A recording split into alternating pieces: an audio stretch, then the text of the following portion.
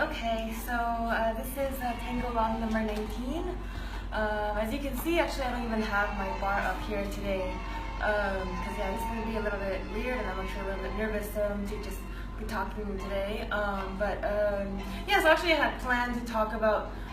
one more session on the torso because I still didn't like where it ended up last time, and I had written all these lovely notes analyzing what I did the last 3 times with the torso, and then what I actually was going to do today to finally fix the torso. But you know, I was just looking at Facebook and I found out that a member of the community, Daniel Flores, had just passed away, and you know, I just felt like, wow, this is something that really I think affects me because you know, it's not like I know him personally very well, but I've been saludando, saying hello to this person for years, and he's well known in the community, and I think it just got me thinking about the collective aspects of tango, and actually, so I want to talk about it a little bit and make this a quick session just to talk about it instead of the torso, because I think it is important to, at some point, you know, many of us, or at least for me, you enter the tango and then you get addicted, or not addicted, you engancha, you get hooked because you get absorbed into this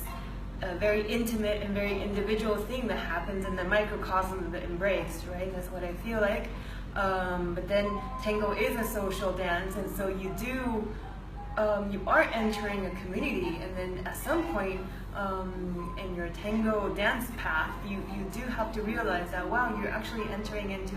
a tango community, you know, that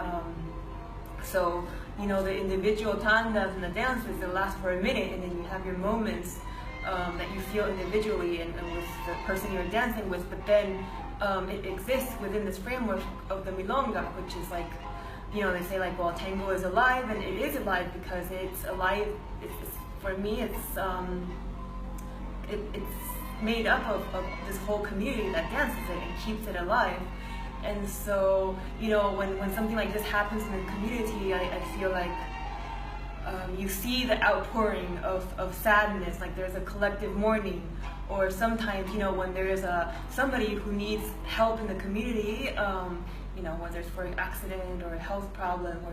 or something, you know, there is a collective action, and you see people getting together to do milongas and to benefit this person or something like that. And I think it's really an important step in the tango path or your tango progress to begin to step outside of this individual microcosm view and begin to appreciate tango for this collective aspects también. Also, you know, to appreciate the individuals and to realize, wow, like if you're going to be dancing for the rest of your life, you will be seeing these people for the rest of your life. And, you know, it's kind of this weird community where, you know, everybody makes their mistakes and it stays in like this collective memory. But then, you know, you do touch people individually, and so when somebody passes away, like there is a very collective and large sadness on the part of the community, and I feel like, yeah, I want to take a moment to think about this instead and say, you know, like to feel, wow, sadness for this person who you know, and you know, I don't know him very much, you know, but I know there are people who I know better, who are more friends with him, you know, and then, you know, he will be missed, you know, I will go to Canning, and then his presence will be missed by me, even though I've only said hi to him for years and don't actually know him very personally, but there is, you know, he will be missed, and I think that's an interesting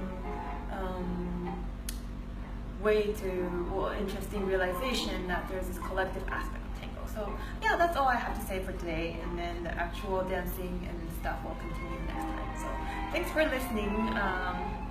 Yeah, goodbye.